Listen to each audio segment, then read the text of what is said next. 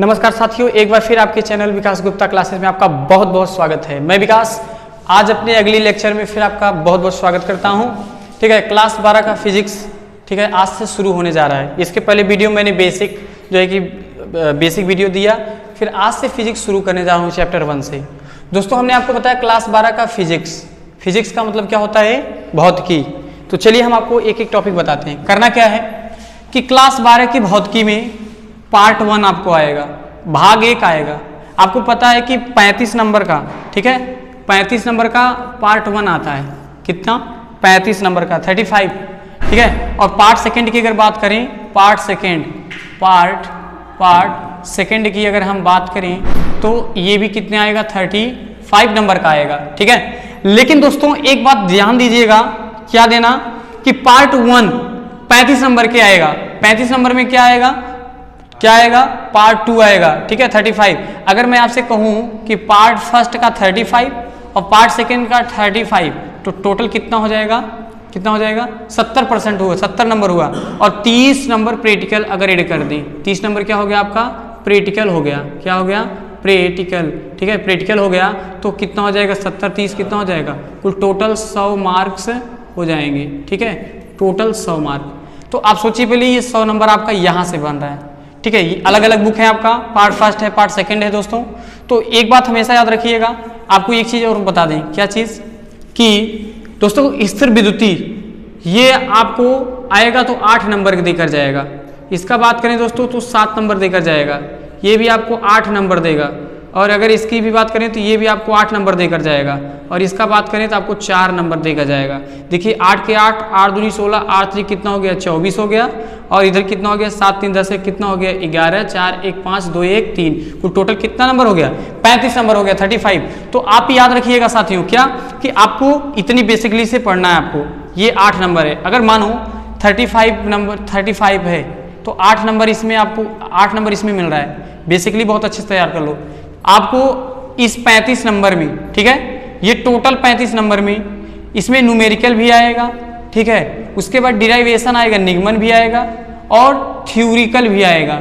तो आप ये 3 चीज याद रखिएगा, क्या न्यूमेरिकल भी आएगा और क्या आएगा, डिराइवेशन भी आएगा, निगमन भी आएगा और ये क्या बताया, थ्योरी। ये तीनों चीज मिलकर आपको 35 नंबर देकर जाएंगे। 8 नंबर की बात कर रहे हैं, स्थिर विद्युती 8 नंबर का आएगा। तो 8 नंबर में आपको याद रखिएगा न्यूमेरिकल भी आ सकता है, डिराइवेशन निगमन भी आ सकता है और थ्योरी भी आ सकता है। इसमें कोई दिक्कत नहीं है। लेकिन हमें क्या करना है, एक एक टॉपिक को अच्छे से पढ़ना है। तो चलिए मेहनत करते हैं, उठाइए पेन, उठाइए कलम और पूरा बेसिकली एकदम नोट करते चलिए, फेयर बनाइए बढ़िया से।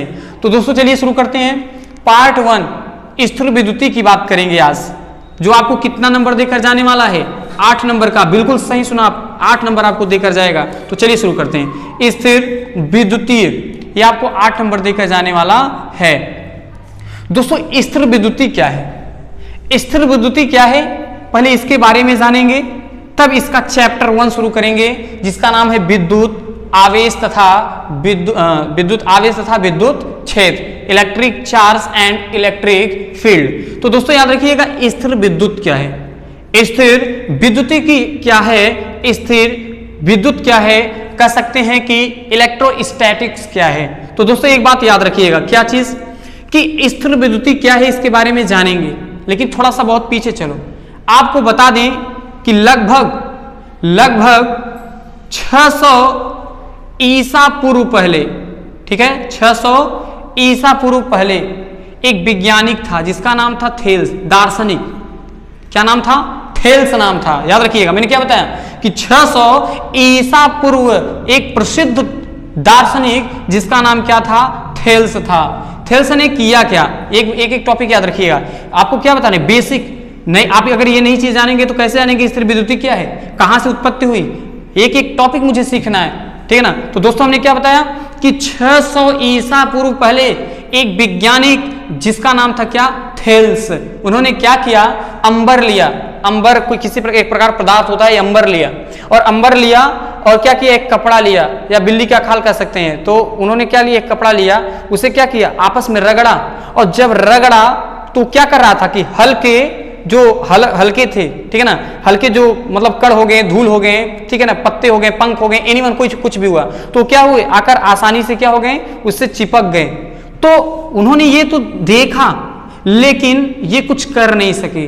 तो 2000 वर्ष, ठीक है, लगभग 2000 वर्ष बाद, आपको ध्यान सुनिएगा मेरी बात, 2000 वर्ष बाद, ठीक है, फिर आए गिलबर्ट, वैज्ञानिक आए गिलबर्ट, ठीक है ना।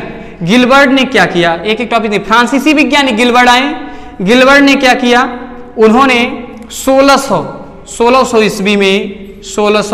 ईस्वी में उन्होंने क्या किया, पुनः इस पर जो है कि रिसर्च किया, बनाया। उन्होंने फिर क्या किया कि बिल्ली की खाल और आबनूस की छड़ को लेकर जब आपस में रगड़ा और रगड़ते रगड़ते जैसे ही नीचे लगाया तो ये हल्के धूल कण, मिट्टी, पंख, एनिमल जो हल्के हो उनको क्या कर लिया, अपनी तरफ अट्रैक्ट कर लिया, खींच लिया, आकर्षित कर लिया, वो चिपक गए। तो उन्होंने क्या कहा कि एक जो अंबर था उसका नाम उन्होंने इलेक्ट्रॉन्स रखा, ठीक है। अंबर को ग्रीक भाषा में क्या कहते हैं, इलेक्ट्रॉन कहते हैं। कब, 1600 ईस्वी में, ठीक है ना।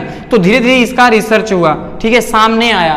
तो उन्होंने इस एक जो पदार्थ यूज किया था किसका, अंबर का, और तो अंबर का जो प्रयोग किया था उनका उसका ग्रीक शब्द में क्या कहते हैं, इलेक्ट्रॉन कहते हैं दोस्तों, ठीक है।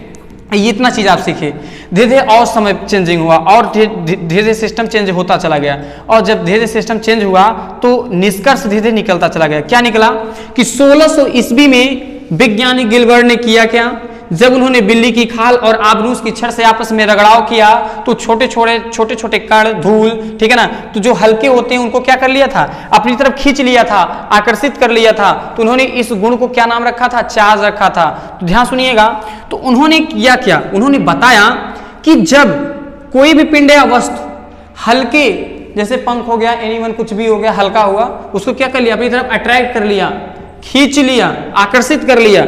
तो उन्होंने क्या बताया, इलेक्ट्रिसिटी, उन्होंने इसी का नाम क्या रखा, इलेक्ट्रिसिटी रखा, जिसे हम कहते हैं विद्युतिकी रखा, ठीक है ना। अभी हम बताएंगे स्थिर विद्युतिक क्या है, अभी पहले बात समझिए। मैंने क्या बताया, सबसे पहले मैंने बताया कि 600 ईसा पूर्व एक दार्शनिक जिसका नाम थेल्स था, उन्होंने क्या किया कि ठीक है, अंबर लिया और किसी दूसरे वस्तु से क्या किया, रगड़ाव किया। तो वो क्या कर रहा था, हल्के हल्के पदार्थ को अपनी तरफ आकर्षित कर ले रहा था, लेकिन इनकी कोई सुनवाई नहीं हुआ, इनका कोई महत्व नहीं निकला। 2000 वर्ष बाद में क्या हुआ कि 1600 ईस्वी में, ठीक है ना, गिलबर्ट वैज्ञानिक आए। उन्होंने क्या किया, बिल्ली की खाल और आबनूस के छड़ को जब आपस में रगड़ा तो हल्के हल्के चीज को क्या कर लेता, ठीक उसी तरह वो भी कार्य कर रहा था, आकर्षित कर रहा था। तो उन्होंने इसका नाम क्या रखा, इलेक्ट्रिसिटी रखा, विद्युतिकी रखा। उन्होंने बताया कि जब कोई पिंड या वस्तु हल्के, किसी भी हल्के पदार्थ को, किसी हल्के वस्तु को अपनी तरफ आकर्षित कर लेता है, खींच लेता है, उसे क्या कहते हैं, विद्युतिकी कहते हैं। चलिए, इतना तो आपने समझा कि ये कहां से आया, विद्युतिकी शब्द कहां से आया, ये तो आपने सीखा, ठीक है। अब देखिए, अब बात आती है कि स्थिर विद्युतिकी किसे कहते हैं। तो दोस्तों एक बात याद रखिएगा, स्थिर विद्युतिकी दो शब्द से मिलकर बना है। एक तो हमारा क्या है, स्थिर है, क्या है, स्थिर, और हमारा दूसरा क्या अगर बात करें तो विद्युतिकी है, ठीक है ना, विद्युतिकी, ठीक है ना। स्थिर का मतलब जो क्या हो जाए, रुक जाए, स्थिर हो जाए, ठप हो जाए, और विद्युतिकी का मतलब मैंने क्या बताया, इलेक्ट्रिसिटी, जानते हैं, ऐसा पदार्थ, ठीक है, ऐसा पदार्थ जिस पर इलेक्ट्रॉन आकर क्या हो जाए, चार्ज आकर क्या हो जाए, स्थिर हो जाए। ऐसा पदार्थ जिस पर इस जो है कि इलेक्ट्रॉन या चार्ज आकर क्या हो जाए, स्थिर हो जाए, ठीक है, मोशन ना करे, स्थिर हो जाए, वह स्थिर विद्युतिकी कहलाता है। हम कह सकते हैं भौतिक विज्ञान की वह शाखा जिसके अंतर्गत हम ऐसे अध्ययन करें, ऐसे पदार्थ की अध्ययन करें कि जिस पर चार्ज अर्थात आवेश हमेशा क्या हो, स्थिर हो, इलेक्ट्रॉन क्या हो, स्थिर हो, चार्ज स्थिर हो, वही हमारा क्या कहलाता है, स्थिर विद्युतिकी कहलाता है। तो दोस्तों यही शुरू होता है। तो आज लेसन 1 की बात करेंगे, स्थिर विद्युतिकी आपने समझा, तो चलिए लेसन 1 शुरू करते हैं। तो लेसन 1 में सबसे पहले क्या सीखेंगे, देखिए चैप्टर 1 की बात करने चल रहे हैं। चैप्टर 1 में हमें पढ़ना है वैद्युत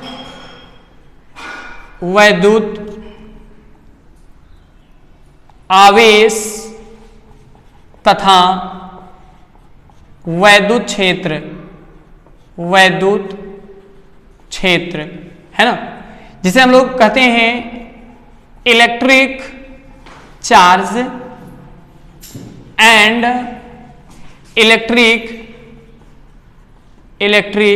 फील्ड, है ना दोस्तों। क्या हमने बताया, electric charge and electric field. तो जरा बात समझिए पहले। तो हमने क्या बताया कि चैप्टर 1 में आपको यही पढ़ना है, वैद्युत आवेश तथा वैद्युत क्षेत्र, जिसे हम कहते हैं electric charge and electric field. चलिए शुरू करते हैं। देखिए अब बात समझिए कि इलेक्ट्रिक चार्ज क्या है। पहले तो हमें यही सीखना पड़ेगा और उसके बाद में हम जानेंगे क्या होगा इलेक्ट्रिक फील्ड क्या होगा। सर जी इतना अच्छा खासा भी आपने बताया वैद्युत क्या है, अभी चार्ज कहाँ से आ गया, ये क्षेत्र क्या होता है, तो एक एक टॉपिक को हमें सीखना है। तो दोस्तों चलिए शुरू करते हैं। हमने क्या बताया कि वैद्युत आवेश इलेक्ट्रिक चार्ज, पहले आपको यही शुरू करते हैं, ठीक है ना। तो चलिए बताते हैं आपको इलेक्ट्रिक चार्ज क्या है। तो अब क्या करेंगे, सबसे पहले हेडिंग हमारा होगा इलेक्ट्रिक चार्ज, जिसे हम लोग क्या कहते हैं वैद्युत आवेश कहते हैं, ठीक है ना। देखिए आपको बता दें साथियों क्या कि वैद्युत आवेश क्या है, इलेक्ट्रिक चार्ज क्या है। जब कोई पिंड या वस्तु इलेक्ट्रॉन को क्या करे, त्याग करे, या इलेक्ट्रॉन को क्या करे, ग्रहण करे। हमने क्या बताया, एक एक टॉपिक ध्यान से सुनिएगा, बहुत इंपॉर्टेंट टॉपिक बताने जा रहे हैं, ठीक है, अभी बता रहे हैं। तो हमने क्या बताया कि इलेक्ट्रिक चार्ज का मतलब होता है वैद्युत आवेश। आपको बता दें अमेरिकी वैज्ञानिक, कौन वैज्ञानिक, अमेरिकी वैज्ञानिक फ्रैंकलिक, कौन, फ्रैंकलिक, ठीक है ना, फ्रैंकलिक ने 1750 ईस्वी में जानकारी दिया, किसका, कि चार्ज दो प्रकार के होते हैं। कौन कौन होते हैं, एक तो होता है धन आवेश, क्या होता है, धन आवेश, और दोस्तों एक बता दें एक चार्ज का नाम उन्होंने बताया ऋण आवेश। क्या बताया, ऋण आवेश बताया। एक चीज आप याद रखिएगा, क्या, इसे हम लोग कहते हैं पॉजिटिव चार्ज। क्या कहते हैं, पॉजिटिव चार्ज। और अगर इसकी हम बात करें, इसे कहते हैं निगेटिव चार्ज के नाम से हम जानते हैं। तो दोस्तों एक बात याद रखिएगा कि इसका तो चिन्ह आप जान गए कि ये प्लस होगा और ये कैसा होगा, निगेटिव है। ये दोनों कौन दिया, ये फ्रैंकलिक लिया। कहाँ के वैज्ञानिक हैं, ये अमेरिकी वैज्ञानिक फ्रैंकलिक ने 1750 ईस्वी में बताया कि चार्ज या आवेश ये दो होते हैं, एक होता है धनावेश, एक होता है ऋणावेश। कहीं कहीं बैंक, रेलवे वगैरह तैयारी में पूछ लेता है कि चार्ज का खोज किसने किया, तो आप बता सकते हैं फ्रैंकलिक ने किया। और कब किया, 1750 ईस्वी में किया। क्या बताया कि चार्ज दो प्रकार के होते हैं, एक होता है धनावेश, एक होता है ऋणावेश, एक होता है पॉजिटिव चार्ज, एक होता है निगेटिव चार्ज। पॉजिटिव को हम प्लस से डिनोट्स करते हैं और ऋण चार्ज को हम लोग निगेटिव से क्या करते हैं, डिनोट्स करते हैं। तो हमने क्या बताया, इलेक्ट्रिक चार्ज वैद्युत आवेश किसे कहते हैं, ठीक है। जब कोई पिंड या वस्तु, एनी भी कोई भी पिंड या वस्तु, जब कोई पिंड या वस्तु क्या करे, इलेक्ट्रॉन को त्याग करे या इलेक्ट्रॉन को ग्रहण करे। पहले एक बात समझ लो, ठीक है।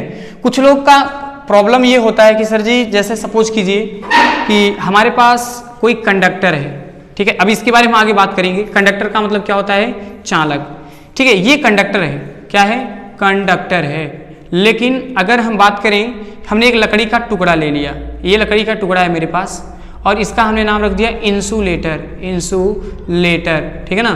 तो इसका हम नाम रख दिया इंसुलेटर। तो अब याद रखिएगा, ये कंडक्टर का मतलब क्या होता है, चालक होता है, और इंसुलेटर का मतलब क्या होता है, अचालक होता है, ठीक है। तो कंडक्टर का मतलब क्या होता है, जिसमें इलेक्ट्रॉनों की अधिकता ज्यादा हो, ठीक है, जिसमें करंट फ्लो कर सके, flow the current 1.2 another point. जब यहाँ करंट देंगे इस सिरे तक बह सकता है तो वो कंडक्टर या चालक कहलाता है। लेकिन आपको एक चीज बता दें, अगर कंडक्टर है, इसमें इलेक्ट्रॉनों की मात्रा या अधिकता ज्यादा होती है, इसलिए हम करंट देने पर आसानी से क्या कर सकता है, फ्लो कर सकता है, बह सकता है, ठीक है। तो ये कंडक्टर की हम बात करें, चालक का। तो आप याद रखिएगा दोस्तों, क्या हमने आपको बताया कि हमारे पास ये क्या है, कोई कंडक्टर है, चालक है। अब कंडक्टर का मतलब कोई वायर भी हो सकता है, तार भी हो सकता है, लोहा भी हो सकता है तो कंडक्टर है। लेकिन ये इंसुलेटर में हम सूखा लकड़ी भी ले सकते हैं, ये कंडक्टर है। अब एक बात बताओ, इसमें इलेक्ट्रॉनों की मात्रा अधिकता होगी, क्यों, क्योंकि ये कंडक्टर है तो इलेक्ट्रॉनों की इसमें चार्जेस क्या होंगे, ज्यादा होंगे। लेकिन इंसुलेटर है, इसमें इलेक्ट्रॉन होगा तो नहीं, लेकिन जब इसको आवेशित कर देंगे तो दोस्तों इसमें भी क्या हो जाएगा, इलेक्ट्रॉन होगा, बिल्कुल होगा। आप सही समझ रहे हैं। क्या हमने बताया, अभी स्थिर विद्युती मैंने पढ़ाया, क्या पढ़ाया कि जब मेरे पास कोई कंडक्टर या चालक हो, इलेक्ट्रॉन या चार्ज या कोई भी आवेश हो, जब वो क्या न कर पाए, वो मूविंग न कर पाए, स्थिर हो जाए, तो उसी को हम लोग स्थिर विद्युती कहते हैं। लेकिन अगर इसमें हम इलेक्ट्रॉन डालेंगे, आपको अच्छी तरह पता है कि कंडक्टर या चालक है, इसमें जब तक इलेक्ट्रॉन होते हैं इलेक्ट्रॉन आपस में जिगजैग मोशन करते रहते हैं, लेकिन इसमें इलेक्ट्रॉन नहीं होता इसलिए जिगजैग मोशन नहीं करता है। लेकिन जैसे ही आप करंट देते हैं ये करंट एक ही दिशा में, इलेक्ट्रॉन एक ही दिशा में क्या करने लगते हैं, बहने लगते हैं। लेकिन इंसुलेटर की अगर हम बात करें तो इसे क्या है, ये नॉन कंडक्टर है, इंसुलेटर है, अचालक है, ठीक है, लकड़ी है, सूखा हुआ है, लेकिन जब आप इसको किसी में रगड़ोगे, ठीक है, आवेशित करोगे तो क्या होगा, ये चार्जेस हो जाएगा। लेकिन ये तो है नहीं, चार्जेस तो होगा लेकिन कंडक्टर तरह व्यवहार तो नहीं करेगा, क्योंकि इसका इलेक्ट्रॉन एक सिरे से दूसरे से तो जा नहीं सकता, स्थिर हो जाएगा। इसीलिए इसे हम लोग क्या कहे थे, स्थिर विद्युती, और यही चैप्टर बारे में हम पढ़ रहे हैं। ठीक है दोस्तों, तो चलिए ये हमने सीखा। तो हमने आपको क्या बताया कि फ्रैंकलिक वैज्ञानिक ने, ठीक है, 1750 ईस्वी में बताया कि ये दो होते हैं, एक होता है पॉजिटिव चार्ज, एक होता है ऋण निगेटिव चार्ज। इसे हम निगेटिव से डिनोट्स करते हैं और इसको हम किससे, पॉजिटिव से कहते हैं। जब कोई पिंड या वस्तु इलेक्ट्रॉन को क्या कर दे, त्याग कर दे या इलेक्ट्रॉन को ग्रहण कर दे, तो इसमें एक विशेष प्रकार की गुण आ जाती है जिसे हम लोग क्या कहते हैं, चार्ज या आवेश कहते हैं। तो हमने ये चीज सीखा, धन आवेश होता है, एक ऋण आवेश। चलिए अगले टॉपिक बात करते हैं, अगर आपको नोट करना है नोट कर सकते हैं। ठीक है, चलिए अब दोस्तों आगे बात करते हैं। क्या देखिए हमने सीखा, क्या मैंने बताया कि फ्रैंकलिक वैज्ञानिक कहाँ के वैज्ञानिक थे, अमेरिकी वैज्ञानिक थे। 1750 ईस्वी में इन्होंने बताया कि चार्ज दो होते हैं, एक होता है धन आवेश, एक होता है ऋण आवेश। ठीक है, पॉजिटिव नेगेटिव। अब हम पढ़ेंगे, ठीक है। अब हमें सीखना क्या है, हमें सीखना है कि आवेश के गुण, आवेश के गुण, ठीक, जिसे हम लोग कहते हैं properties of charge, properties of charge. तो सबसे पहले आपको इसका पहला नंबर पढ़ना पड़ेगा, ठीक है, समानता जिसे हम कह सकते हैं, समानता या असमानता। और दूसरी बात आपको बता रहे हैं, ठीक है, हम कह सकते हैं आवेश संरक्षण का नियम, आवेश संरक्षण, ठीक है, आवेश संरक्षण के अनुसार।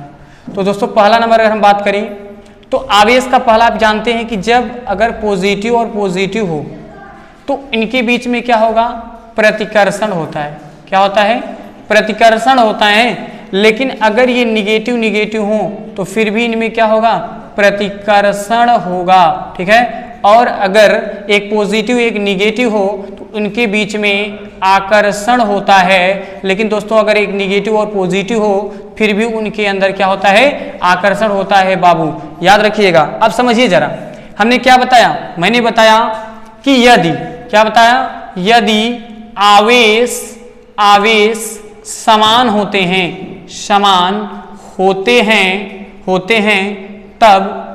तब इनमें प्रतिकर्षण होता है। क्या होता है, प्रतिकर्षण। ये कौन कर रहा है, मैं नहीं कर रहा हूं, ये दोनों कर रहे हैं, ये दोनों कर रहे हैं। अगर प्लस प्लस होगा, निगेटिव निगेटिव होगा, पॉजिटिव पॉजिटिव होगा तो उनके बीच में क्या होगा, प्रतिकर्षण होगा। अरे बैटरी देखा है ना, बिल्कुल देखा है, बैटरी में आपने कभी भी ऐसा नहीं देखा कि दोनों पॉजिटिव हो या दोनों निगेटिव हो। एक पॉजिटिव हो सकता है, एक निगेटिव हो सकता है, उनमें कोई चेंजिंग नहीं है। तो आपने क्या सीखा कि प्रॉपर्टीज में आपने पहला सीखा कि अगर प्लस प्लस होगा तो उनके बीच में प्रतिकर्षण होगा। ठीक है ना, अगर एक प्लस एक माइनस, एक माइनस एक प्लस, मतलब हमारे कहने का मतलब यही है, साफ सुथरी बात। क्या दोस्तों, कि अगर चार्जेस समान होते हैं उनके बीच में प्रतिकर्षण होता है, लेकिन एक प्लस हो एक निगेटिव हो, एक पॉजिटिव निगेटिव, उनके बीच में आकर्षण होता है। एक पॉजिटिव हो एक निगेटिव हो, निगेटिव हो या पॉजिटिव हो तो उनके बीच में क्या होता है, आकर्षण होता है। लेकिन अगर आवेश समान होते हैं तो उनके बीच में क्या होता है, प्रतिकर्षण। लेकिन अगर आवेश असमान होते हैं उनके बीच में क्या होता है, आकर्षण होता है। बिल्कुल सही। अब दोस्तों इतनी बात आपने, अब आवेश संरक्षण क्या है, आवेश संरक्षण है, आवेश न तो उत्पन्न किया जा सकता, उत्पन्न किया, ठीक है ना, उत्पन्न आवेश न तो, ठीक है ना, नष्ट किया जा सकता, आवेश न तो ठीक है, नष्ट किया जा सकता, और ना ही उत्पन्न किया जा सकता, उत्पन्न किया जा सकता। ठीक है, तो ये आपने क्या सीखा, आवेश संरक्षण, ये दो रूल्स थे, प्रॉपर्टीज थे, आपने सीखा। ठीक है दोस्तों, तो आपने इतना चीज सीखा। आइए आगे चलते हैं, फटाफट टॉपिक बढ़ाते हैं। ये कोई बहुत खास नहीं है पर इंपॉर्टेंट है, बहुत छोटा छोटा चीज़ है, बेसिक आपको आना चाहिए, क्योंकि एक बार टॉपिक शुरू हो गया तो फिर ये सब छोटा छोटा चीज़ आपको काम देगा। ठीक है, तो चलिए, ये हमने सीखा, मैंने प्रॉपर्टी सीख लिया। अब आपको पढ़ना है क्वांटीकरण, क्वांटीकरण पढ़ना है, जिसे हम लोग कहते हैं क्वांटिजेशन। अब दोस्तों क्वांटीकरण क्या है जरा समझो। आप जानते हैं कि Q equal to N into e, लेकिन जानते हैं ये पॉजिटिव निगेटिव में भी हम लिख सकते हैं, कोई दिक्कत नहीं, इसको हम इस्तेमाल Q से भी दिखा सकते हैं। हियर Q इक्वल टू क्या है, चार्ज, N क्या है, नंबर ऑफ इलेक्ट्रॉन्स, N का मतलब क्या होगा, नंबर ऑफ इलेक्ट्रॉन्स होंगे।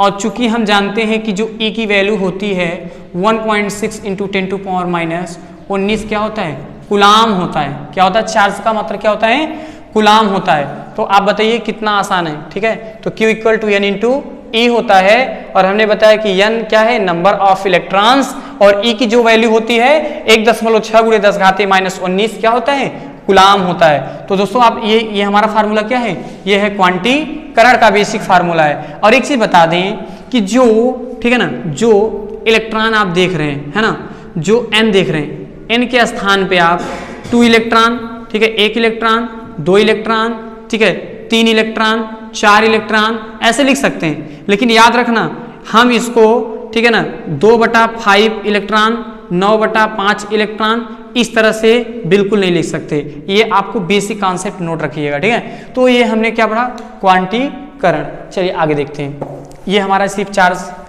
अब दोस्तों क्या पढ़ना है आपको, आपने क्वांटीकरण भी पढ़ लिया, अब हमें सीखना है क्या, कि कूलाम का नियम। शुरू होता है आपका टॉपिक यहीं से, कूलाम का नियम, कूलाम का नियम।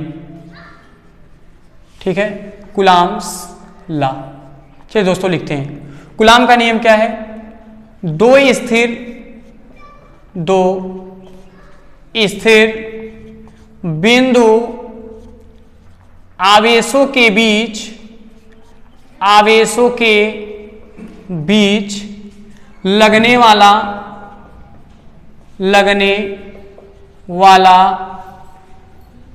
आकर्षण तथा प्रतिकर्षण बल दोनों आवेशों के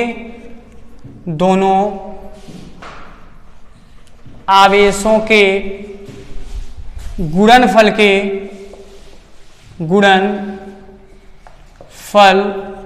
के समानुपाती तथा उनके बीच की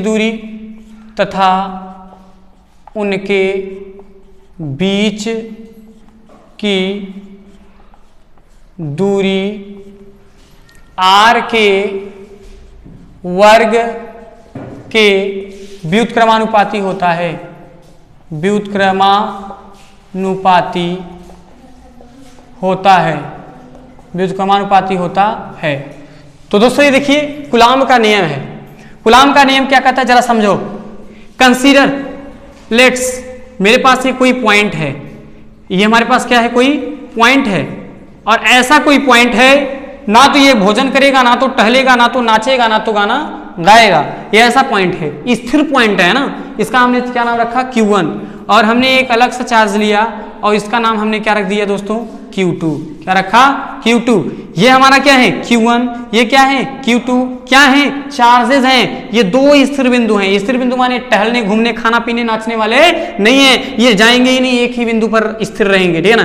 तो अब कह देंगे क्या, जो इनके बीच की दूरी है, ठीक है, इनके बीच की दूरी, हमने इस बीच की दूरी का नाम क्या रखा, आर, इनके बीच की दूरी दोस्तों क्या है आर, और इनके बीच में लगने वाला बल क्या है एफ है। मैंने क्या बताया कि दो स्थिर बिंदु है, एक का चार्ज हमने क्या रखा दोस्तों Q1, एक का चार्ज हमने क्या रखा दोस्तों Q2, और ये हमारा क्या हो गया पॉइंट है, ये चेंज नहीं होने वाले हैं, टहलने वाले नहीं, भागने वाले हैं, कहीं जाने वाले नहीं है। और इनके बीच की दूरी क्या लिया मैंने स्मॉल आर लिया, और इनके बीच में लगने वाला बल क्या होगा एफ। अब ध्यान देना ठीक है ना, चाहे आकर्षण लगे चाहे प्रतिकर्षण। अच्छा एक बात मुझे बता दो, चलो बताओ आप लोग जल्दी जल्दी बताओ कि कब आकर्षण होगा कब प्रतिकर्षण।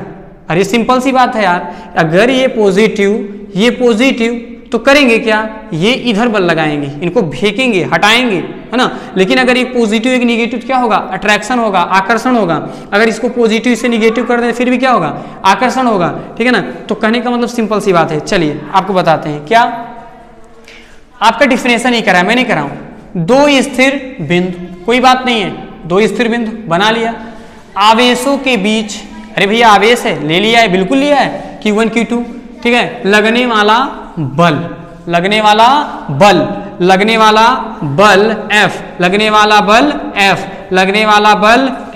लगने वाला बल F, ठीक है ना।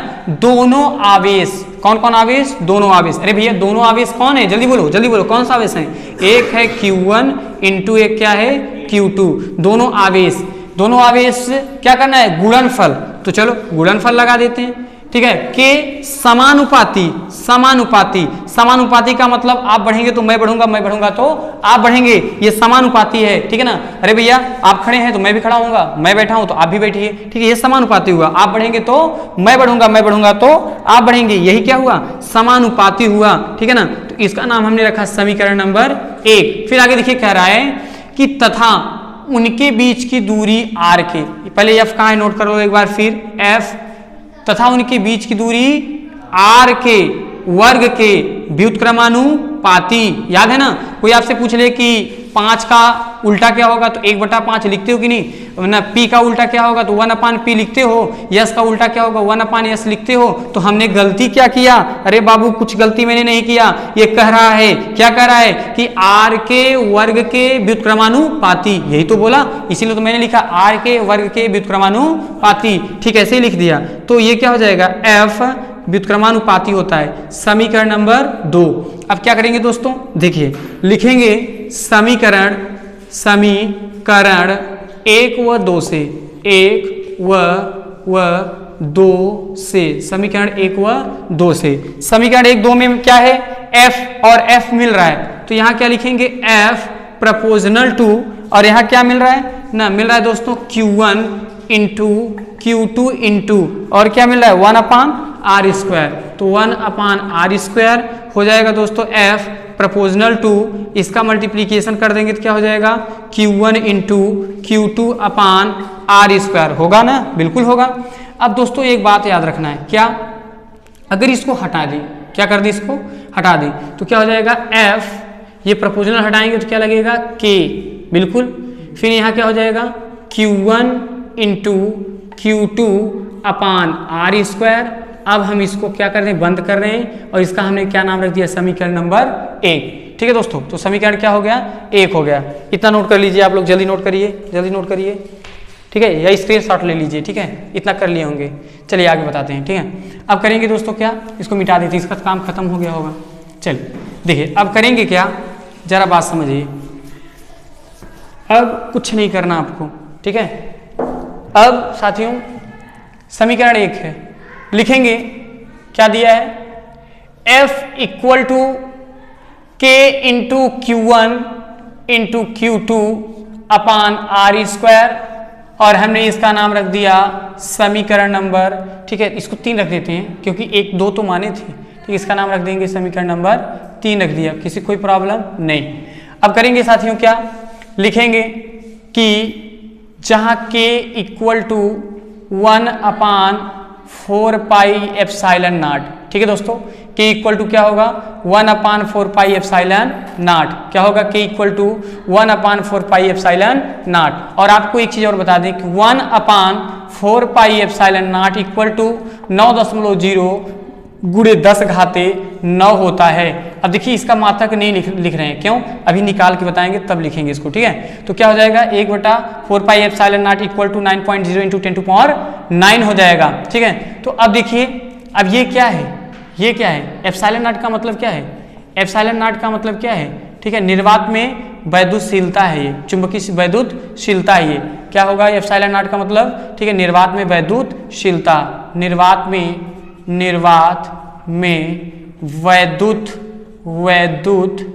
वैद्युतशीलता होगा। ये क्या होगा? वैद्युतशीलता। कौन? ε0। अब देखिए करना क्या है, हो जाएगा दोस्तों F इक्वल टू, यहाँ क्या है K, और K का मतलब क्या है? 1/4πε0 इंटू यहाँ क्या हो जाएगा Q1 इंटू Q2 अपान क्या हो जाएगा दोस्तों R²। ये देखिए आपका क्या निकल गया? कूलाम का नियम। तो कितना अच्छा था, ये निकल गया। अब अभी तो निकालना आपको क्या है? इसका मात्रक तो निकालना है। देखिए इसका मात्रक चाहिए, तो चलिए निकालते हैं। लिखेंगे K का मात्रक, या लिख सकते हैं 1/4πε0 का मात्रक, ठीक है दोस्तों। मात्रक कैसे निकालेंगे? लिखेंगे समीकरण 3 से, समीकरण 3 क्या कर रहा है? F equal to K into Q1 into Q2 upon R²। अब दोस्तों करना क्या है, चूंकि आपको पता है, क्या पता है दोस्तों, कि हमें मान किसका चाहिए? K का। किसका? K। और K आप जानते हो कि K का मतलब होता है 1/4πε0। तो अगर इसका आप मल्टीप्लीकेशन करेंगे तो आ जाएगा, कितना आ जाएगा दोस्तों?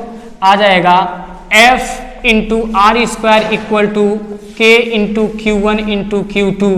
अब क्या करेंगे, ध्यान से देखिए, अब करेंगे क्या लिखेंगे कि F into R² equal to K into Q1 into Q2। अगर दोस्तों ये गुणा है, इस तरफ जाएगा तो क्या हो जाएगा? डिवाइड। तो K equal to F into R² upon आ जाएगा Q1 इंटू Q2 आ जाएगा। और अगर हम मात्रक निकालें K का, तो आप बताइए कितना आसान है। बल का मात्रक न्यूटन इंटू ये क्या है? दूरी का मात्रक मीटर, स्क्वायर है तो स्क्वायर लगेगा, बटा आवेश का मात्रक कूलाम, फिर आवेश का मात्रक क्या हो जाएगा दोस्तों? कूलाम।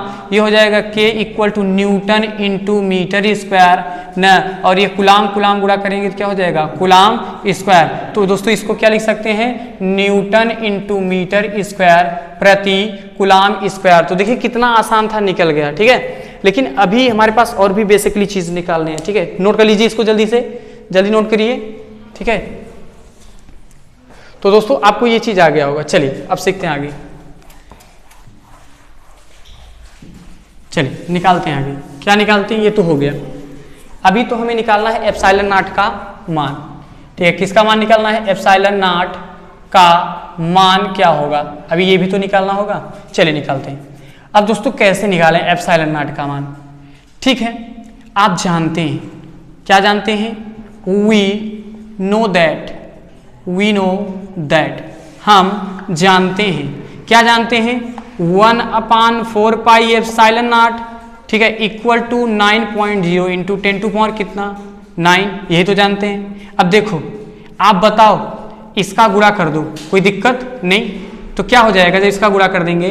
तो हो जाएगा दोस्तों 4πε0 इंटू कितना हो जाएगा? 9.0 इंटू 10⁹ और इक्वल टू कितना बच गया? 1 बचा। और मान किसका चाहिए? ε0 का। तो इनको भेजो इस तरफ, और कौन जाएगा?